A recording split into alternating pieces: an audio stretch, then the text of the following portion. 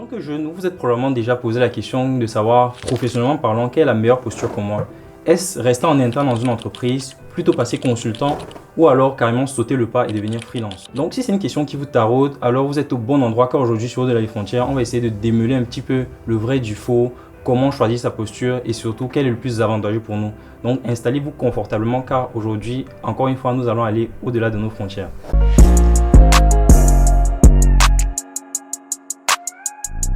Bonjour à tous et bienvenue sur Au-delà des frontières, le canal d'expression privilégié des jeunes de la diaspora. Ici, on parle de sujets d'ordre scolaire, professionnel et même culturel.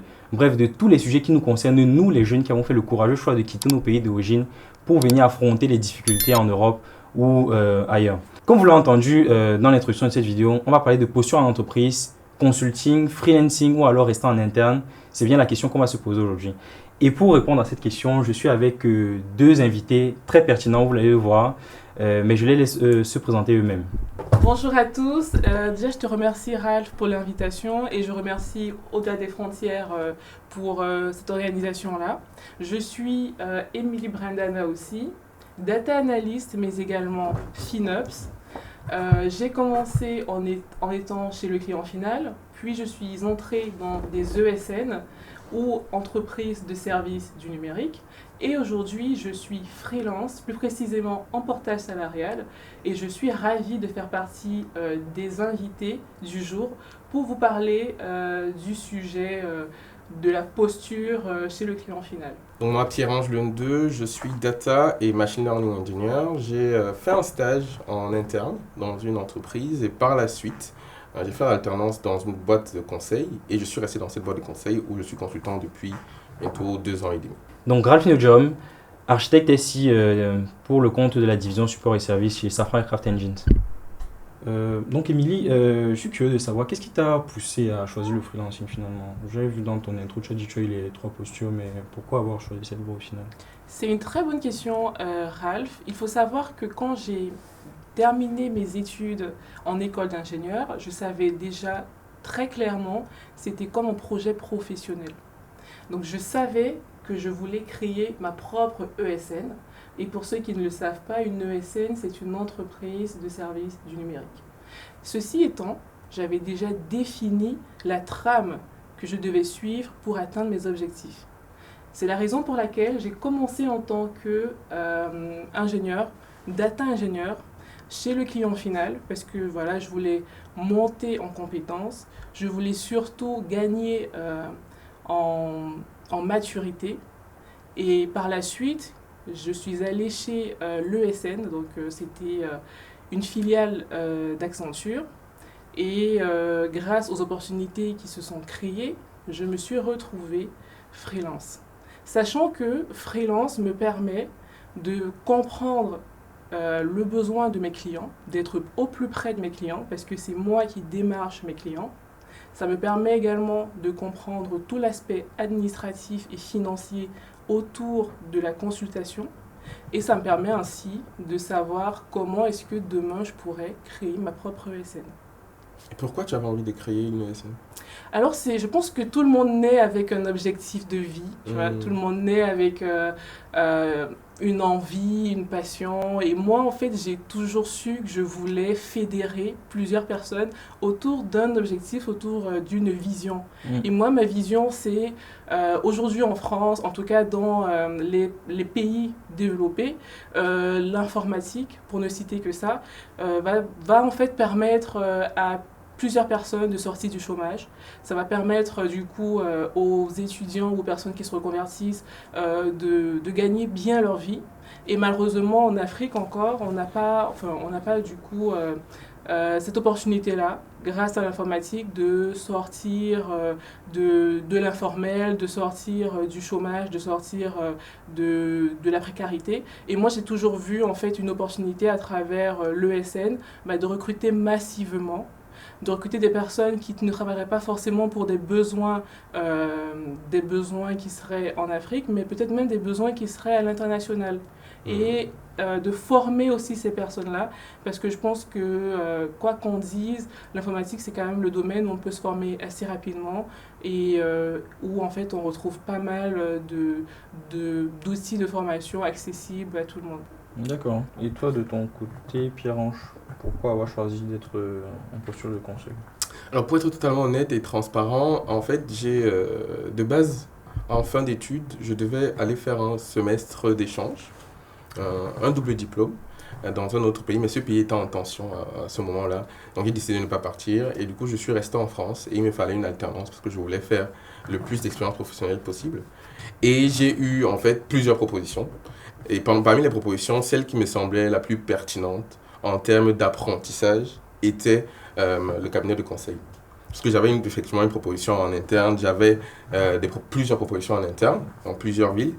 Mais le cabinet de conseil m'a donné envie d'y aller, ce cabinet-là précisément, parce que j'ai discuté avec des gens qui en avaient et qui en avaient envie encore. Des gens qui connaissaient ce dont ils parlaient techniquement et qui savaient bien l'expliquer. Je me suis senti inspiré par ces personnes-là. Et les autres personnes que j'ai vues en interne ne m'ont pas du tout inspiré. Je parle vraiment de mon expérience. Parce que ces personnes-là n'avaient pas le même niveau technique et le même niveau d'exigence envers leurs candidats. Quand j'ai été accepté dans cette boîte-là, j'ai senti que j'étais accepté parce que je faisais partie des meilleurs candidats qu'ils ont eu. Juste pas parce que j'étais un candidat qui est passé par là, en fait. Raph, moi je te pose la question, est-ce que toi tu as ressenti ça et pourquoi tu t'es donc mis en interne? Parce que du coup, ce qu'il est en train de dire, c'est que potentiellement, en tout cas, son avis à lui, c'est que les personnes qui sont dans les ESN, elles sont plus, sur le plan compétitif, elles sont plus intéressantes que Il y a plus de challenge. Exactement. Ouais. Est-ce que toi, tu ressens ça? Moi, personnellement, je dirais que c'est partagé. Effectivement, ça dépend des services dans lesquels tu tombes. Je veux aussi dire que ça dépend de la pression qu'il y a sur ton service. Ou alors, est-ce que ton service est purement un service informatique? Parce que tu vois, par exemple, si tu étais tombé dans une entreprise où tu es dans un service métier, c'est-à-dire par exemple, on va dire par exemple les financiers, ceux qui font le contrôle de gestion, et que tu vas être le data analyst ou le data scientist qui va utiliser leurs données, etc., pour faire un projet particulier, c'est normal qu'eux, ils soient moins drivés, vu que toi, tu as un profil technique et qu'eux, ils sont un profil métier. En fait, toi, tu viens vraiment en support à leur activité et du coup, tu n'es pas dans le cœur de métier, tu es plutôt en support. Donc, eux, par exemple, leur énergie ou leur challenge peut être porté plus sur leur cœur de métier à eux. Pourtant, toi, tu vas voir sur le plan informatique, peut-être avant que toi tu n'arrives en stage ou en alternance là-bas, il y avait peut-être une autre personne qui était en charge de la data, et même peut-être même pas. Et tu vois forcément que tu vas ressentir l'aspect challenge sur la data beaucoup moins présent. Mais tu vois, il y a des directions en entreprise où en interne, c'est typiquement qu'un service informatique. Et là, par exemple, dans les DSI, tu vas avoir une DSI, voilà, ils ont des objectifs très serrés parce qu'ils sont en charge, par exemple, du maintien des applications, peut-être de 100 applications qui impactent toute la direction. Du coup, tu veux peut-être avoir cet aspect beaucoup plus challenging. Mais moi, j'ai toujours ça. En fait, ça dépend de là où tu tombes aussi. Ça dépend de là où tu tombes. Ça dépend des contextes. Et ce que je voulais dire par là, c'est en fait, je n'ai pas choisi soit d'être consultant ou d'être en interne. C'est par rapport aux propositions que j'avais à l'instant T. Celle qui me convenait le plus, c'était une proposition en conseil, en fait, tout simplement. Je n'ai pas dit, quand je cherchais, je n'ai pas dit, je veux absolument être consultant, je veux absolument être en interne. J'ai postulé à plusieurs entreprises. Parmi celles qui m'ont retenu, celle qui me semblait la plus pertinente était, la proposition qui me semblait la plus pertinente était le conseil. Donc, je n'ai pas choisi, en fait, d'être consultant, mais j'ai choisi cette entreprise-là. Tu n'avais pas une préférence particulière? Non. Moi, pour le coup, je ne connaissais... Déjà, le monde du conseil, je ne m'y intéressais pas du tout. Parce qu'à la base, je ne voulais pas être dans le monde informatique. J'étais plus tourné génie industriel, mécanique et tout ça. Parce que, vu que je voulais dire, je suis chez Safran, moi, c'était le cœur de métier au début qui m'intéressait. Donc, la production des avions, des moteurs et tout ça. Donc, vraiment, l'activité cœur de métier. Et du coup, c'est vers ça que j'avais orienté mon alternance. Et quand je faisais mes recherches et tout ça, je ne pensais jamais être dans un cabinet de conseil. Pour moi, limite, je ne savais même pas ce qu'on faisait en conseil. Peut-être Pierre va me l'expliquer après, mais moi, je me suis retrouvé dans l'informatique plus par hasard parce que je m'étais rendu compte finalement que les aspects techniques du domaine aéronautique ne m'intéressaient pas nécessairement. Et voilà, la transformation digitale était en train de faire un pic chez nous. Et ça rebutait à foison. J'ai aussi une question pour vous parce que du coup on parle vraiment de sortie d'école et première expérience. Est-ce que ce que vous avez, parce que moi je me souviens à mon époque, et c'est il n'y a pas très longtemps, on était très intéressé par le nom et l'image de l'entreprise. Est-ce que vous, c'est pas quelque chose qui vous a aussi intéressé? En France, c'est très culturel. Parce que du coup, toi tu... Personnellement, non. En vrai, non. Parce que l'entreprise où j'allais, c'est une entreprise faisais partie d'un groupe qui avait plutôt un nom, mais l'entité elle-même n'avait pas de nom. Pas de nom. Je la connaissais pas avant D'accord. le forum de mon école. C'est vraiment l'aspect technique et un peu l'aspect financier aussi qui m'a intéressé par rapport à cette proposition-là. Parce qu'effectivement, j'avais d'autres aspects, enfin, d'autres entreprises qui avaient des aspects techniques un peu intéressants, mais eux aussi, ils avaient une finance, un salaire qui était plus compétitif par rapport aux autres. Ok. Mais le nom, ça ne m'intéresse toujours pas aujourd'hui en réalité. Moi, je sais que si j'apprends Oui. réellement des choses techniques, je pourrais vendre ça plus que le nom, même si effectivement en France, dans certains milieux, mais au final, les gens qui s'y connaissent réellement en tech savent que ce n'est pas que le nom qui aide. Surtout les noms des grandes entreprises. Oui, qui se concentrent plus sur le projet. Et il y a des noms qui pèsent plus que le nom des grosses entreprises en fait. Par exemple, si tu veux dire que tu travailles dans une entreprise comme Decathlon, qui est une entreprise qui n'est pas si géante que ça, pour moi, ça pèse plus que quelqu'un qui a fait l'informatique chez Safran, par exemple. Parce que Decathlon, on sait qu'ils sont connus pour faire de la vraie tech, de la bonne tech. Contrairement aux trop grands groupes où là, on sait qu'il y a souvent ouais, le SI n'est pas souvent... C'est rare, la Société Générale, par exemple, quelqu'un qui travaille à la Société Générale, moi, je ne vais pas avoir envie de travailler à la Société Générale, par exemple, pour faire de la tech, sauf si c'est pour faire de la sécurité, par exemple. Mais Decathlon, quand tu entends Decathlon, quand tu t'y connais un peu, en data, par exemple, tu sais que eux, ils font de la data poussée. Donc, ces types de noms-là peuvent être intéressants, mais pas parce que c'est un grand groupe, mais parce qu'ils sont reconnus dans leur domaine pour faire de la bonne technique. Bon, après, je suis d'accord un peu avec toi sur certains plans. Par contre, la SG, dire que c'est pas intéressant pour les data, je ne suis pas d'accord parce que c'est une banque, c'est une institution financière. C'est-à-dire qu'ils ont énormément de données, ils doivent brasser ces données-là. Il y a la confidentialité, il y a les données à anonymiser. Sur le plan data science, sur le plan prédiction de la donnée, tu vois, il y a beaucoup de sujets intéressants quand on travaille dans la banque. Et je dis ça parce que moi, je travaillais dans une banque, c'était d'ailleurs ma première expérience en CDI. Et j'ai fait le choix de la banque parce que je savais que c'était le meilleur endroit pour se former, pour démarrer, parce que les données, on en a à foison. Et tu as constaté dans la réalité que ça correspondait à tes attentes? Sur le plan des données, sur le plan de la sécurité, de la confidentialité, ouais, la sécurité. Voilà, je me suis rendu compte qu'il y avait beaucoup de choses à faire, il y avait énormément de travail. Après, il y a d'autres raisons qui m'ont poussé du coup à aller vers d'autres environnements. C'était plutôt sur le plan de l'architecture. Parce que peut-être l'architecture, il est un peu vieillissant. Malheureusement, sachant qu'on a énormément de données et que on ne peut pas migrer du jour au lendemain, mais ça fait que des fois, on va rester dans des vieilles architectures pour éviter en fait En fait, si je veux répondre à ta question, parce que tu as posé la question de fait, est-ce que les grands noms intéressaient? Moi, vu qu'à la base, je cherchais dans le secteur aéronautique, vu que j'étais passionné par l'aéro, forcément, moi, je calculais le top 5 aéro, tu vois. Donc, à la base, déjà, les grands noms m'intéressaient, mais aujourd'hui, j'ai une vision un peu plus qui se rapproche de celle de Pierre-Ange, dans le sens où il faut voir effectivement ce que tu recherches là-bas. C'est vraiment quelles compétences tu vas acquérir. C'est pas juste dire j'y étais. Parce que si tu y as été, mais que tu ne peux rien revendre derrière, c'est ça qui paraît compliqué. C'est vrai. C'est ça qui paraît compliqué. Mais tu peux avoir les deux. Hein. Il y a certaines entreprises où tu peux avoir le bon nom et la bonne tech. Decathlon, par exemple, comme j'ai cité, c'est pas un grand groupe, mais c'est quand même un nom qui commence à être reconnu et tu peux avoir la tech aussi là-bas. Et le salaire, je suppose, ça aussi jouer en plus du nom, toi, quand tu cherchais en sortie.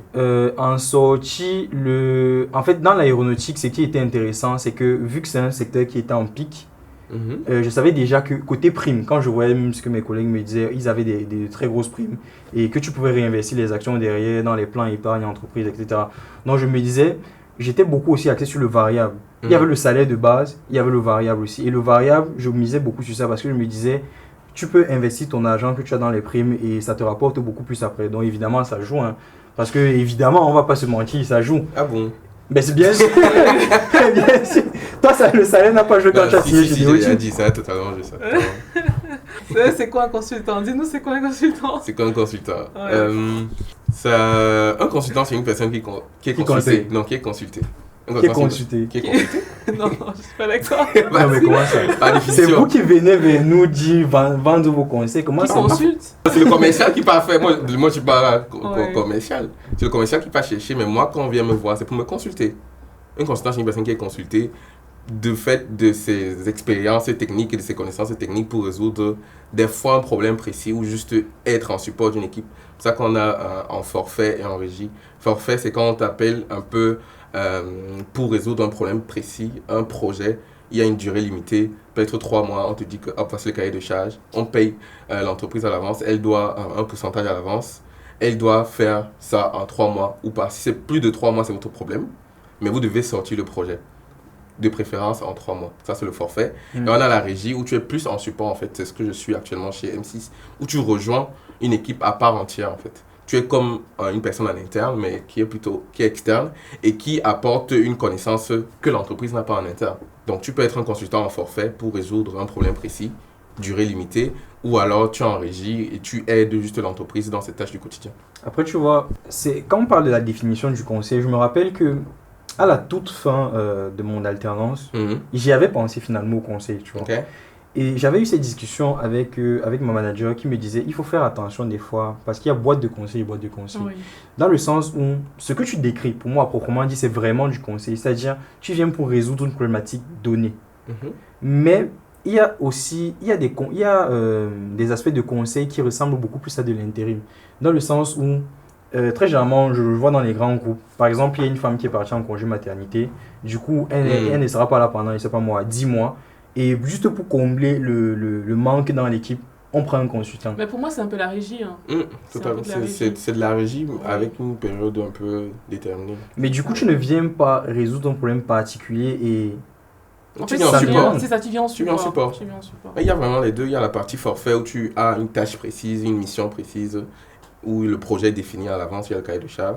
Et tu as la partie régie où tu es en support. En fait. Et tu sais, il y a des personnes qui préfèrent même remplacer une personne sur une courte durée parce que ça signifie qu'elles vont roter, tu vois. Parce que l'intérêt aussi pour moi d'être en ESN, c'est de faire plusieurs clients finaux. Enfin, c'est ça, d'avoir plusieurs missions, de rencontrer plusieurs environnements différents, plusieurs domaines d'activité. Donc si jamais tu rentres dans une équipe et que tu es directement drivé et que tu fais 3 ans, en fait, c'est plus intéressant. Enfin, je fais 2 ans et demi parce que c'est du CDI masqué, en fait. Mais tu vois, le problème que j'ai avec le fait de venir remplacer ponctuellement quelqu'un, c'est que on n'est pas appelé pour un challenge précis.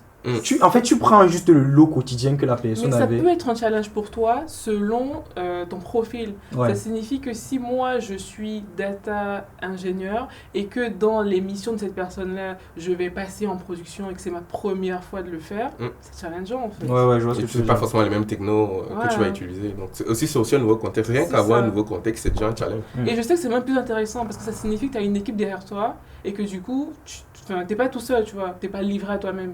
Parce que du coup, tu rentres dans une équipe, vous êtes ensemble, vous faites des fois des délits, donc c'est plus intéressant. Les gens préfèrent ça plutôt qu'une mission où tu as un objectif précis, tu es tout seul, tu dois réaliser ça en un temps très défini. Après, ça dépend du niveau de seniorité aussi, je me dis. Ouais. Ça dépend aussi de comment le SN t'a vendu. Hein, parce que...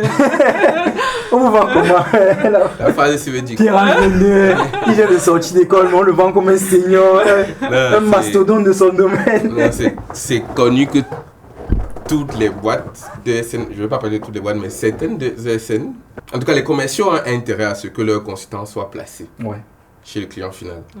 Donc ils font tout leur possible pour que le consultant soit placé. Ils ne vont pas forcément mentir, mais ils peuvent enjoliver la réalité. Ils peuvent enjoliver la réalité. Tu as fait 1 an d'alternance.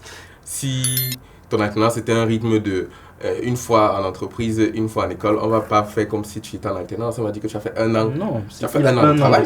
Il a 1 an d'expérience. 1 an complet d'expérience. Ce n'est pas mentir en réalité. Mais c'est juste... 1 an complet.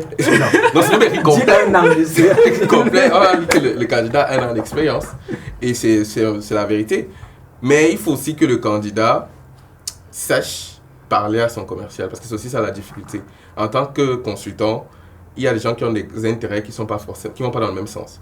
Le commercial n'a pas toujours les mêmes intérêts que toi en fait. Parce que lui, il veut que tu sois placé. Que ce soit dans une mission qui te plaise ou non, tu dois être placé. Donc c'est aussi au consultant d'avoir la maturité et la force, le leadership dédié au commercial que là où tu veux m'envoyer là, je n'ai pas envie d'y aller. Après, il faut aussi il faut aussi parler des réalités. Hein. La réalité, c'est que des fois, quand tu refuses 1-2 missions, ta place, elle peut sauter. Hein.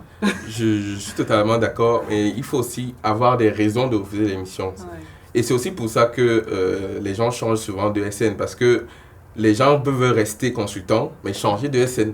Parce qu'il y a certaines ESN où certains commerciaux sont moins vertueux que dans d'autres ESN. C'est aussi ça qui m'a permis, moi, qui m'a fait rester dans la boîte où je suis en fait.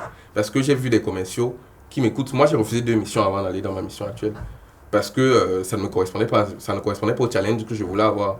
Donc, il faut aussi checker, est-ce que dans mon ESN, le commercial m'écoute. S'il ne m'écoute pas, effectivement, il faut peut-être déjà songer à partir. Non, mais c'est vrai que les commerciaux sont des fois très forts. Hein. On te vend data scientist, pourtant la mission c'est pour faire du Excel. C'est pour ça qu'il faut poser de bonnes questions à l'entretien. Il ne faut jamais aller en client sans avoir vu le client. Ça n'a pas de sens. Si tu n'as pas fait une mission, si tu n'as pas encore vu le client, discuter avec lui, tu sais que toi-même tu te laisses berner en fait. Il ne faut pas faire confiance aux commerciaux, dans tous les cas. Ils n'ont pas toujours les mêmes intérêts que toi. Je pense aussi que c'est même pas des fois la faute du commercial, c'est que il faut comprendre que le commercial, des fois, il n'est pas très technique. Ça veut dire que lui, ce qu'il va faire, c'est il prend ton dossier de compétences, il regarde les mots-clés, et s'il les retrouve sur la fiche de poste du client, des fois, il va se dire, en fait, ça va matcher. Mais il n'est pas au courant qu'on peut retrouver 2 mêmes outils sans pour autant que ce soit les mêmes profils. En fait. Donc, il faut aussi éduquer le commercial, il faut être bienveillant envers lui et ne pas toujours croire c'est trop mignon. C'est trop mignon. On aime trop leur jeter des cailloux et tout, alors que des fois, en fait, c'est pas volontaire. Hein. Et moi, j'avais aussi une question pour vous deux. C'est qu'est-ce que vous tirez de vos expériences chez le client final, toi chez le SN et toi chez le client final? Moi, je dirais que dans mon cas, comme je t'ai dit, personnellement, c'est un peu particulier parce que je suis dans la même entreprise, mais entre mon alternance et le début de mon CDI, on va dire j'ai pivoté, j'ai changé complètement d'emploi repère. Là, je suis côté SI. Et avant, j'étais ingénieur industriel. Ça veut dire que quelque part, dans mon premier CDI que je suis en train de mener actuellement, je suis en train de découvrir le métier. Okay. Je suis en train de découvrir qu'est-ce que c'est que l'architecture. Donc, en fait, tous les jours, j'apprends. Je ne suis pas dans la même posture que vous, quelque part, où j'ai fait des études pour arriver là. C'est-à-dire, je n'ai pas vu toutes les notions, toutes les technos, etc. Donc, moi, personnellement, dans ma posture, mais c'est très particulier, vu que c'est un peu une reconversion, entre guillemets, j'apprends tout le temps, en fait. Après, je te rassure, moi, j'ai pas vu tout ce que je fais actuellement. Moi non plus, en fait. Déjà, dans les universités, on se voit en train de retard par rapport aux technologies. Le cloud à l'UTT, en école, j'ai vu, dans une seule matière, très rapidement AWS, quoi. Et donc, j'ai tout appris en entreprise. Dans mon alternance, c'est là où j'ai découvert la plupart des services AWS. La plupart des choses que je connais aujourd'hui, c'est grâce à mes expériences professionnelles, notamment ma boîte de conseil actuelle, parce que les universités, certes, nous apprennent pas mal de choses sur les bases, notamment en algorithmie. Moi, ce que j'ai appris à l'UTT, parce que l'UTT est une école d'ingénieurs, n'est pas une école de développeurs, c'est une école d'ingénieurs. Donc, on nous apprend certaines choses, on reste souvent en surface, on nous apprend beaucoup la gestion de projet, mais il y a beaucoup de choses qui sont déjà très demandantes en entreprise, comme le cloud, qui sont encore très marginales dans certaines universités. Émilie, j'ai une question. Oui. C'est quoi le freelancing? Tu l'as mitraillé avec c'est quoi le consulting? Okay, tu définis ça comment? C'est quoi le freelancing? Alors, chacun aura sa définition. Hein. La mienne, et c'est selon mon profil, parce que du coup, je suis freelance, mais je suis en portage salarial. Et donc, je considère que le freelancing, c'est déjà un statut professionnel, un statut juridique, qui va permettre, en fait, et là, je vais me concentrer sur le portage salarial, ça permet à un salarié de bénéficier des avantages de l'indépendant. Okay. Et donc, je m'explique. La raison pour laquelle je dis déjà un salarié et pas un indépendant, c'est que grâce au portage salarial, moi, j'ai des fiches de paie. Donc, je ne suis pas... Voilà, j'ai des fiches de paie. J'ai une entreprise avec laquelle, du coup, j'ai signé mon contrat de salariat. Je cotise pour ma retraite. Là, on parle du cadre français. Je cotise pour Pôle emploi. Donc, si jamais je perds mon emploi, j'aurai de quoi survivre pendant un certain temps. Je cotise également pour ma santé et la prévoyance sociale. Donc, déjà, ça, c'est tout l'aspect salariat. Ensuite, l'avantage de l'indépendant, c'est quoi? C'est que, du coup, moi, je n'ai pas... je prends mes congés autant que je veux. Je pense que vous avez quoi, 25 jours, 30 jours de congés annuels. C'est plus limité. Ouais. Moi, je prends comme je veux.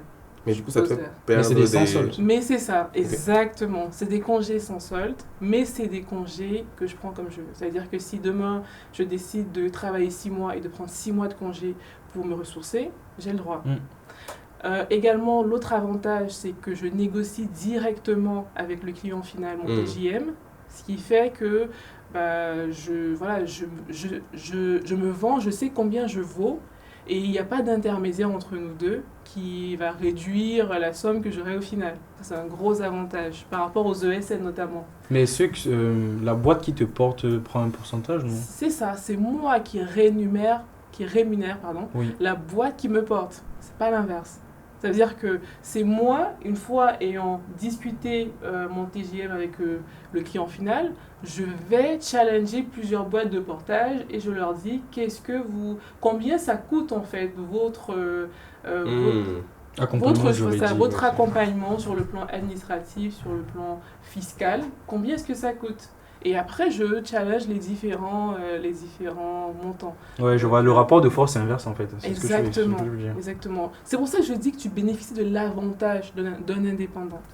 Et tu restes salarié. Et c'est quoi, en fait? En restant salarié, ça fait que, par rapport aux banques, on est tous d'accord qu'aujourd'hui, pour faire des crédits immobiliers à la consommation, c'est plus évident quand on a des fiches de paie. Moi, par exemple, j'ai contracté un crédit immobilier grâce au fait que je suis en portage salarial. Ouais, les banques sont généralement plus frileuses à octroyer un crédit à un freelance. Et elle a raison, parce que le problème des missions en freelance, c'est que c'est des fois des missions de courte durée. Et c'est que le client final, il n'a aucune responsabilité envers le freelancing, enfin le freelance. Donc il peut arrêter la mission à tout moment. Et donc la banque auprès de laquelle vous avez contracté un prêt n'a plus de garantie que vous avez un salaire. Alors que dans mon cas, c'est la même chose, hein, mais c'est juste que moi, auprès de la banque, je vais leur dire je suis salarié. Je suis salarié d'une boîte de portage. Et donc, du coup, je ne vais pas commencer à dévoiler les secrets parce qu'il y a des gens qui vont peut-être demain vous demander des prêts, des prêts immobiliers. Donc, voilà, c'est vraiment un avantage en tout cas quand on veut contracter des prêts, etc. Et je voulais dire une autre chose qui m'a aussi convaincue parce que j'aurais pu passer freelance complètement. Mais la raison pour laquelle je me suis vraiment concentrée sur l'aspect portage salarial, c'était pour les frais professionnels. Parce que, après, ça va dépendre du statut juridique. J'aurais pu passer freelance avec une entreprise en URL ou en SASU. Mais moi, j'aurais commencé par une micro-entreprise. Et qui dit micro-entreprise dit aucun frais professionnel. Or, on sait qu'on est dans un pays qui est très... C'est pas les frais professionnels, pardon, pour ceux qui nous écoutent. Quand tu parles de frais professionnels, tu parles de quoi? Alors, on a 3 types de frais professionnels. Bon, après, selon des cas, on en a plus. Mais les 3 types, ce sont les frais repas. Ok. On a les frais liés aux frais kilométriques et les frais, c'est ça. Et après, on a le forfait de grand déplacement. Donc, c'est les 3 types. Et maintenant, si on est en full télétravail, comme dans mon cas, on a d'autres frais qui vont se rajouter. Ça sera plutôt des frais liés... l'électricité. Exactement. Des indemnités, quoi. Des indemnités... Indemnité télétravail. Exactement. Donc ça te permet en fait de retirer ces frais-là sur ta rémunération. Et ce n'est pas imposé. C'est ça qui est intéressant. C'est pour ça que j'ai fait le choix du portage salarial. Parce que du coup, il faut calculer en fait le ratio entre combien est-ce que je verse à la boîte de portage, mais combien est-ce que je gagne au final, grâce au fait que j'ai des frais professionnels qui ne sont pas imposés. Et par rapport à ta rémunération en ESN et celle que tu as aujourd'hui, quel est le gap? Les chiffres, c'est de combien de pourcents? Waouh, ça c'est une très bonne question. C'est une très bonne question. Le gap, il était quand même non négligeable parce que je peux dire que je suis passée à pratiquement 1,8% d'augmentation. T'as 1,8 fois ou 1,8%? Oui, 1,8 fois, pardon. 80% d'augmentation. C'est ça, okay. 80% d'augmentation, exactement. Sincèrement, parce que des fois, je regarde les posts des gens et ils croient toujours qu'on leur ment. Enfin, tu vois, les gens, ils pensent qu'eux, en fait, c'est des mensonges. Mais il y a beaucoup à gagner à se mettre en freelance. Par contre, il y a aussi... En fait, je pense que ce que tu payes, enfin, ce que tu gagnes, c'est en fait tout le temps de travail que tu as en plus de ta mission de consulting. Parce que c'est ça, en fait. Pour moi, le freelancing, c'est un consultant, mais qui doit aussi démarcher ses clients. C'est un apporteur d'affaires en même temps et un consultant. Alors que quand tu es en ESN, l'apport d'affaires, tu l'as... continuellement, c'est un peu... Non, tu l'as donné, il y a des commerciaux qui font ça. Tu l'as délégué. Exactement, tu l'as délégué à une personne. Mais il y a du portage où il y a des commerciaux aussi dans... Oui, bon, ça dépend. Moi, je parle dans le cas où tu Ok. es à la fois apporteur d'affaires et tu es consultant. Parce qu'il y a des boîtes de portage qui peuvent te donner des missions de structure. C'est ça. Ok. C'est vrai. Mais dans ce cas-là, c'est Tu payes, différent. ouais. Oui, parce qu'effectivement, ce n'est plus toi qui vas négocier avec eux, c'est eux qui vont négocier avec toi le montant qu'ils vont te Qu'ils vont verser. prendre. En fait. Mhm. Ça reste, enfin, ça fait comme si c'était une ESN au final. Donc, Ok.